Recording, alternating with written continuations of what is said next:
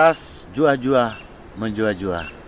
Perkenalkan, nama saya Martahan Sitohang, salah satu penggagas Sanggar Seni Kreasi Silaban Margu yang bertempat di Desa Siponjot, Kecamatan Litong Nihuta, Kabupaten Humbang Hasundutan.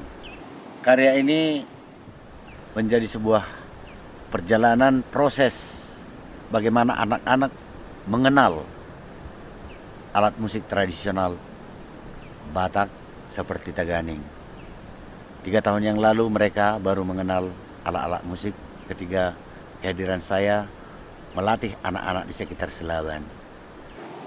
Mereka jauh dari peradaban budaya aspek kesenian seperti musik tradisional.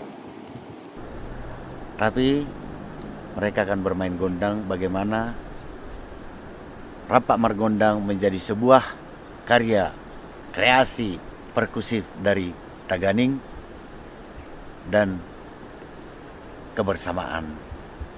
Inilah dia Rampak Margondang.